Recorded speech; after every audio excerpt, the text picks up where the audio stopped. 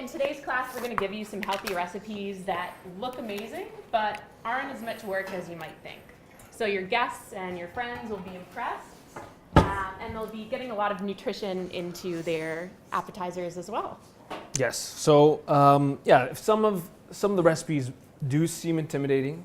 I mean, you can definitely take them into whatever direction you want. Like all of the recipes, we say use them as sort of an inspiration, as sort of, you know, maybe a guide, and you know, put your own ingredients, put your own sort of flair into it. So we're going to start right off the bat with, you know, the classic sort of tea sandwiches that I think most, you know, especially a lot of work parties, I find there's the classic, you know, tea sandwiches, which are fantastic. They're delicious, even though they're probably not the most nutritious for you. But we're going to take that sort of spin, and we're going to make sort of a pressed eggplant sandwich.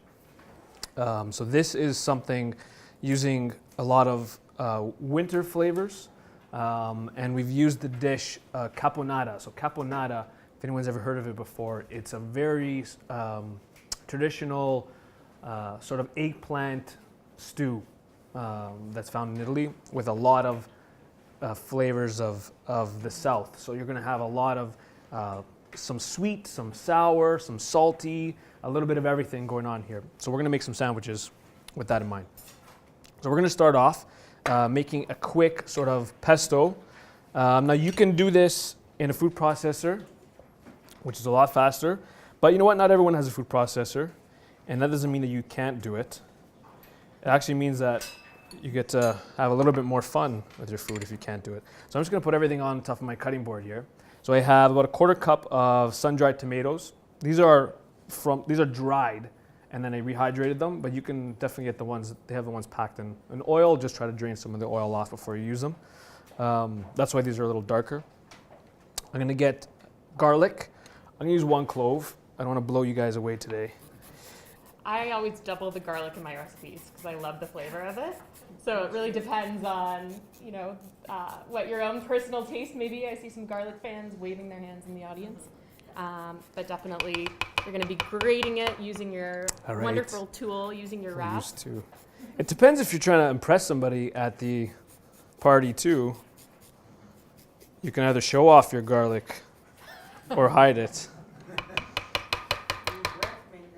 Yeah. And these are going to look so fabulous and taste great that everybody will be eating them.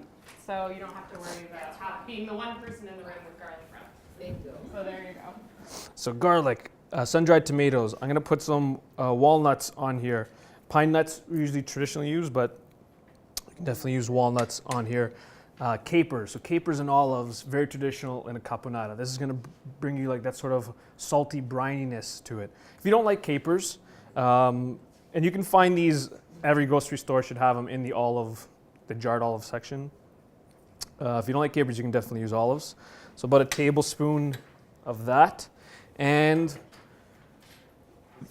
you get zest of an orange. So in southern Italy, you do get a lot of other influences from the Middle East, from Turkey, and you get a lot of orange, a lot of pomegranate, a lot of these sort of like Moroccan sort of flavors, which is fantastic. So it goes really, really well. And just the zest right now. I'm gonna put all this on here. And like I said, if I was doing this in a food processor, I'd be done by now, but why not show you guys the long way? Live. I wasn't thinking it can be done with little equipment. That's a good thing. Yeah, absolutely. And that's it. And then get your favorite cleaver of choice and just start chopping through it. This is obviously going to give you a much more kind of rustic, chunky sort of pesto, which is actually really nice sometimes. When you use the food processor, it does make things quicker. It also turns it into like a very homogeneous paste, which is good sometimes, but sometimes you want the different textures and you want to actually see what's in there, which is really nice. So give it a really, really nice chop. Do you want to show the food processor one? No. It'll be similar, but just finer. Oh, the actual, yeah, absolutely. Just to show them the consistency. Then I'm going to throw some parsley on top, and you can add any herb of choice. I'm going to keep it fairly neutral. But I think parsley is sort of an underrated hero. It graduated in the 80s and early 90s from the rim on the plate as like a decoration. It's no longer just garnish. Oh, it actually has a lot of nice flavor. So see how it's a little more pasty if you do it in the food processor. And that'll store up in the fridge Oh, pretty absolutely. nicely as well. Yeah. For how long would you say? 2 days? You add some oil to it? Yeah, if you have some oil in there, it'll last 3 to 4 days, no problem. And you can put that in anything. You know, it extends past something like this. You can freeze it and you can throw it into like a pasta sauce or something like that. That'll be delicious. So this is as far as I'm gonna go. The other you great can- thing about adding the parsley here is it's going to neutralize some of that garlic breath. Yeah. So, you know, definitely chewing on some parsley, they've actually done studies that it helps, some of the chlorophyll helps to get rid of that sulfur aroma. So it's right here in the recipe, so you don't need to worry about it. So that's it. I mean, it's not that much longer to chop it up by yourself.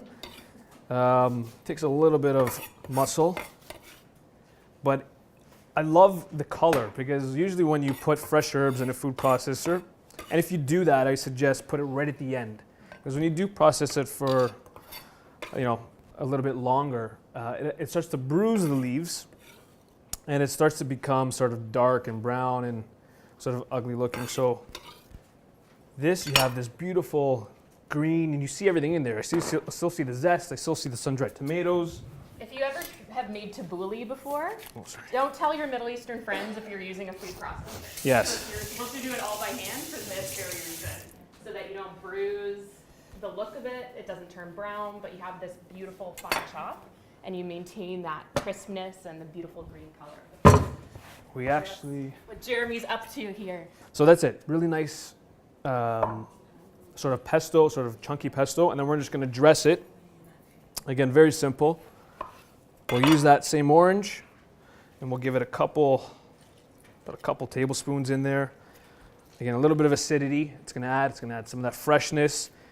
It's not as sharp as like a lemon would be or vinegar would be, so you get a little bit of sweetness too, which is nice. That in there, and then about a tablespoon of olive oil. What's nice about this too is most pestos have quite a bit of oil in them. So, you know, if you make it, use it sparingly. With this, it's almost like you're dressing it like a salad. So about a tablespoon of olive oil, not a lot, just until it combines. Give it a pinch of salt, even a crack of pepper. And that's it. This is the hardest part of this recipe. So I have this really, really nice pesto. Done. Part 2. We're gonna take some onion, just some thinly sliced onion. And I like fennel, so I'm using fennel, but you can just stick with the onion or you can even use some celery. But the onion and the fennel have this really nice crunch to it. So we're gonna combine them together and dress it with a little bit of vinegar. So this is just regular simple. white wine vinegar, yeah. And it almost makes a quick little pickle. And a little pinch of salt. So it's sort of going to break down, the salt and the vinegar is going to sort of break down the structure of the vegetable. So it's going to soften it up a little bit, but it'll still have that crunch. And then the heat from the onions, because I'm not a massive fan of raw onions, but the heat from the onions will sort of mellow out a little bit. So you get some of that sweetness, which is really nice. And that's it. That's all you have to do for any sort of dressing, even like on top of a burger or in a sandwich. To make a quick little pickle like this, it takes 2 seconds. So that's it, done. Part 2, finish, and then the last part. So we're taking eggplant here, and you can even do this with zucchini. I got 2 pieces. Slice them into, these aren't that even. A mandolin would make it even more uniform, but slice them into about 1/4 inch if you can, pieces. You can even do them in rounds if it's harder to do lengthwise, and then you can assemble. So we're gonna stuff it. So the eggplant is actually gonna act as the breading, or the bread. the bread. This is a very sneaky way to get vegetables to your party and get them on the menu without doing the typical veggie sticks You know, people won't realize that you're sneaking in some extra vegetables. This is a great vegetarian recipe that really thinks outside the box. So kudos to Jeremy for the creativity on this. Yeah, and then we're gonna put some of those quick pickled. You have to try it first, then we'll see if the applause quiets down a little. No, you'll like this one. So then some of that fennel and some of that onion. And I mean, like I said, this is where you can get creative. You can put whatever you want inside.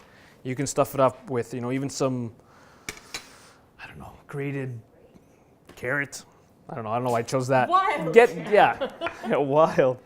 And then, because we're making like a nice fun party sandwich, it is still a party, we're gonna add some cheese. And you can pick your favorite sort of melty cheese here.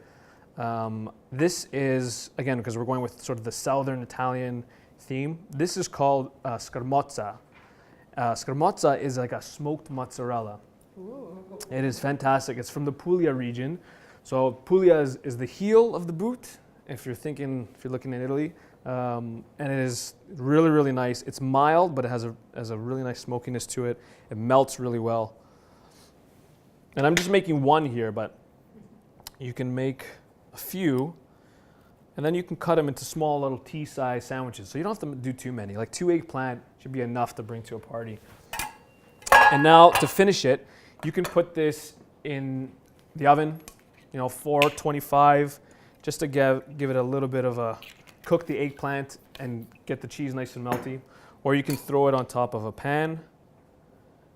If you're still barbecuing, if you're still trying to extend that season as long as possible. Or if you have a panini press. Panini press. You're wondering what to do with the darn thing. You can put tons of sandwiches on there and crank them. Absolutely. I don't have a panini press, but I have this cast iron sort of grill, and it works really, really well on there. And so I'm going to put one side on, just a little bit of olive oil, like a teaspoon of olive oil, and then get something heavy or something like a pan lid and give it a good press into the pan, and then just, oh, that's sticking. That's all right. We'll leave it there for a Did bit. you grease that side? No, but it's okay. Oil both sides. Put some olive oil on the top. And Live just and a learn. couple minutes per side, and I'll show you what it looks like in a second. That's it. That's our beautiful sandwich. Really, really quick. And I'll show you.